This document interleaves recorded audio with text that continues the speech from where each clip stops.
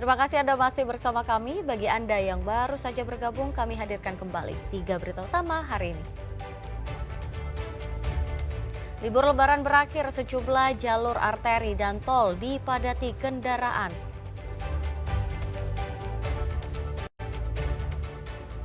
Tempat pengoplosan gas melon di Cilengsi, Kabupaten Bogor meledak. Terduga pelaku pengoplosan kritis akibat mengalami luka bakar. Dilarang nongkrong dengan temannya, seorang mahasiswa di Kota Bogor nekat membunuh tantenya sendiri.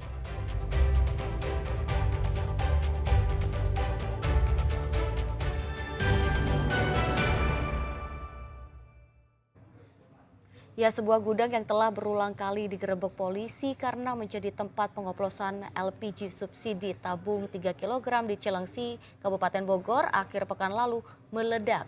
Seorang pria terduga pelaku pengoplosan gas subsidi tersebut kritis akibat mengalami luka bakar parah mencapai 90%. Nah, mereka baru main ini. Seperti tidak ada kapoknya. Meski sudah beberapa kali digerebek polisi, tempat pengoplosan di kawasan Kirap, Kecamatan Cilengsi, Kabupaten Bogor, Sabtu pekan lalu meledak. Akibat ledakan yang cukup dahsyat itu, seorang terduga pelaku pengoplosan gas bernama Si Hombing mengalami luka bakar parah 90%. Dalam kondisi kritis, ia dilarikan ke Rumah Sakit Kenari untuk mendapatkan perawatan. Kawasan Kirap memang dikenal sebagai tempat pengoplosan gas LPG subsidi tabung 3 kg ke tabung LPG non-subsidi 12 kg yang sangat terstruktur. Di tengah gencarnya penindakan oleh Polsek Cilengsi, kini mafia praktik ilegal tersebut melakukan pengoplosan gas subsidi 3 kg ke non-subsidi 12 kg di setiap bangunan rumah berskala kecil. Sebelumnya mereka melakukan pengoplosan gas ilegal secara terang-terangan dengan skala besar. Bahkan listrik yang mereka gunakan untuk praktik ilegal tersebut juga mencuri dengan mencatut dari tiang listrik milik PLN. Itu bukan kebakaran, melainkan rumah kontrakan yang digunakan untuk mengoplos gas bersubsidi. Nah, itu tempat itu sudah 3 kali kami datangi. Pertama mereka ada gas, kemudian kedua kali kami datang, kita bersihkan tidak ada. Ketiga, kemarin kami lihat betul memang itu tempat itu yang digunakan untuk oplosan gas sehingga terjadi ledakan di lokasi tersebut. Ledakan kami sisir di lokasi tersebut, rumah beliau, rumah yang bersangkutan ternyata kosong. Kemudian kami tanya kepada penduduk sekitar sebelah kanan kiri, tidak ada satupun yang mau memberikan keterangan, bahkan memberikan informasi terkait dengan ledakan yang terjadi, milik siapa, bagaimana kerjaan. Padahal mereka sangat berdekatan dan itu penduduk yang sangat padat. Polisi yang tiba di lokasi langsung melakukan olah tempat kejadian perkara dan memeriksa sejumlah saksi.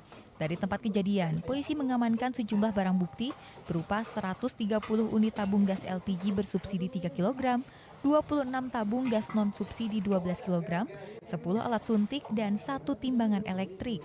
Polisi juga masih mengejar seorang pria bernama Ringo sebagai pemilik usaha praktik ilegal tersebut.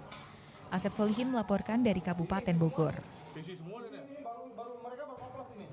Ya, hanya gara-gara dilarang nongkrong dengan temannya, seorang mahasiswa di Kota Bogor nekat membunuh tantenya akhir pekan lalu. Tersangka yang telah diasuh oleh korban sejak remaja ini pun dijerat pasal berlapis dengan ancaman hukuman 15 tahun penjara. Sebuah rumah di Kelurahan Kedung Waringin, Kecamatan Tanah Sareal, Kota Bogor, Minggu sore ramai dengan kedatangan aparat Polresta Bogor Kota yang melakukan olah TKP setelah mendapatkan Evi Latifah meninggal dunia diduga dibunuh. Saat ditemukan tewas, korban bersimbah darah dengan luka pada bagian wajah akibat tindakan penganiayaan. Kemungkinan dia mau keluar, nggak diizinin apa gimana gitu. Nah, terjadilah percekcokan di antara si tante sama si keponakan itu terjadilah. Kayaknya nggak ada kedengaran suara teriak atau gimana. Pas terjadi itu, si temannya itu langsung minta tolong ke Satpam.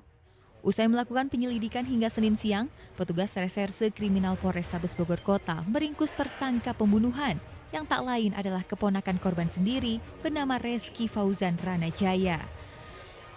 Kepada polisi, tersangka yang juga mahasiswa sebuah perguruan tinggi di Jakarta mengaku sakit hati akibat dilarang nongkrong bersama teman-temannya. Tersangka dan korban juga terlibat cekcok saat tersangka diminta mencuci piring oleh korban, hingga tersangka nekat menghabisi nyawa perempuan yang telah mengasuhnya selama 13 tahun belakangan. Ada sedikit percecokan, tandanya menciprakan air ke muka tersangka, sehingga tersangka tidak terima dan melemparkan spons cuci piring ke arah korban. Dan pada saat itu kemudian tersangka melakukan pemukulan secara brutal. Dari tangan tersangka, polisi menyita pakaian hingga bukti percakapan tersangka dengan temannya yang berisi pengakuan telah melakukan pembunuhan. Akibat perbuatannya, tersangka dijerat pasal berlapis, yaitu pasal 338 dan 351 ayat 5 KUHP dengan ancaman hukuman 15 tahun penjara. Iwan Kurniawan melaporkan dari Kota Bogor. Seorang wisatawan asal Jakarta mengaku kehilangan telepon genggam saat menghabiskan masa liburan dan beristirahat di Masjid Raya Alun-Alun Kota Bandung. Dari rekaman kamera CCTV yang beredar di media sosial, pelaku diduga mengambil ponsel korban saat tertidur di dalam area masjid. Video rekaman salah satu kamera pengawas di dalam area Masjid Raya Bandung berdurasi hampir 1 menit menunjukkan seorang pria yang mengenakan pakaian serba hitam masuk ke dalam masjid. Sambil mengawasi area sekitar, ia kemudian berpura-pura mendekati seorang jemaah yang tengah tertidur sambil menggenggam ponsel. Tak butuh waktu lama, lelaki itu kemudian mengambil ponsel jemaah yang belakangan diketahui adalah seorang wisatawan asal Jakarta yang tengah berlibur di Kota Bandung. Usai mengambil ponsel milik korban, pelaku langsung kabur. Saat mengetahui ponsel miliknya hilang, korban kemudian melaporkannya ke pihak keamanan masjid. Peristiwa tersebut dibenarkan keamanan Masjid Raya Bandung. Pihaknya sudah seringkali mengingatkan para jemaah untuk menjaga atau menitipkan barang-barang berharga saat memasuki area masjid. Jumlah kehilangan barang tersebut biasanya meningkat, terutama saat musim liburan, di mana kawasan Masjid Raya dipadati wisatawan. Adalah, tidak terlalu banyak sebetulnya, 1-2 lah ada yang lapor, ada juga. Nah, itu harus waspadanya bukan keamanan, mengasih tahu mereka yang ngecas atau mereka yang sedang duduk, itu dikasih tahu. Jangan tidur, hati-hati dengan barang, baik HP, dompet atau bawaan yang lainnya. Itu setiap Hodim, bukan keamanan saja. Semua Hodim di sini, marbot di sini selalu mengasih tahu kepada mereka. Sebelumnya unggahan keluhan seorang wisatawan asal Jakarta yang mengaku kehilangan ponsel saat berlibur dan beristirahat di Masjid Raya Bandung jadi perhatian warganet. Kejadian ini sudah dilaporkan dan sedang ditangani pihak kepolisian. Muhammad Rizal melaporkan dari Kota Bandung. Ya, kabel beraliran listrik yang menjuntai ke air diduga jadi penyebab sebuah perahu wisata meledak di Waduk Saguling, Bandung Barat. Seorang bocah terlempar dari perahu dan hilang tenggelam, sementara pengemudi perahu alami luka bakar. Dengan menggunakan perahu karet, Selasa pagi tim SAR gabungan mencari keberadaan bocah laki-laki 12 tahun. Korban bernama Iwan diduga tenggelam di Waduk Saguling, Kecamatan Batu Jajar, Bandung Barat saat menumpangi perahu wisata. Sebelumnya korban dan pamannya yang mengemudi perahu sedang menaiki perahu wisata. Namun tiba-tiba saja perahu meledak hingga membuat korban dan pengemudi terlempar beberapa meter dan tenggelam. Ledakan diduga gara-gara perahu kena aliran kabel listrik yang menjuntai ke air. Ledakan terjadi Senin siang saat perahu baru melaju beberapa meter dari dermaga. Pengemudi perahu bernama Jajang berhasil diselamatkan warga, namun korban alami luka bakar serius di sekujur tubuh dan harus dilarikan ke Rumah Sakit Hasan Sadikin, Kota Bandung. Sementara korban Iwan masih belum ditemukan. Perahu yang memang digunakan untuk pengunjung.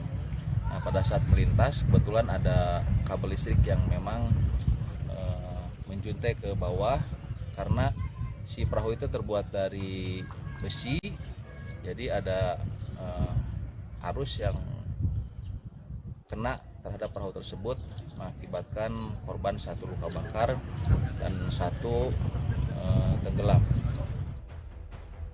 Proses pencarian terhadap bocah berusia 12 tahun ini dihentikan sementara karena masih adanya aliran listrik di dalam air sehingga kondisi TKP masih membahayakan.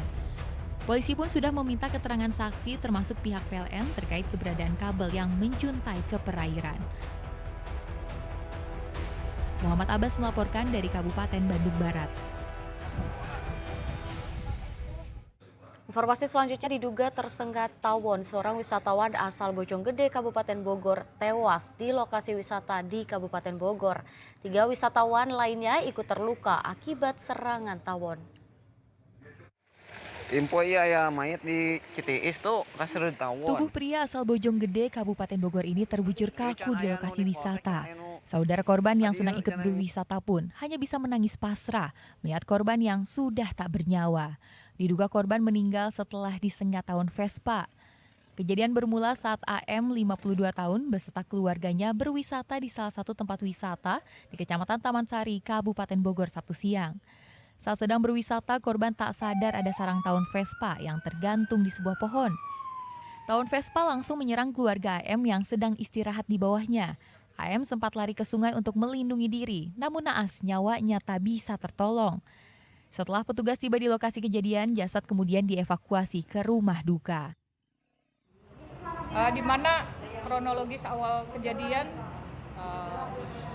keluarga dari korban yang meninggal dunia ini berwisata dan ingin berenang di tempat wisata tersebut, akan tetapi pada saat sedang di lokasi TKP, tiba-tiba datang segerombolan tawon liar, tawon hutan, dan langsung menyerang keluarga korban. Dan untuk korban meninggal dunia karena panik dan sudah dikepung oleh tawon liar tersebut, berusaha melarikan diri dan melompat ke kali tersebut dan akhirnya mengalami cedera dan meninggal dunia di tempat lokasi. Selain korban meninggal, 3 wisatawan lain terluka dan menjalani perawatan di rumah sakit. Kejadian ini menjadi pengingat bagi Anda yang berwisata ke tempat wisata alam agar selalu berhati-hati terhadap satwa yang ada di sekitar. Asep Solihin melaporkan dari Kabupaten Bogor.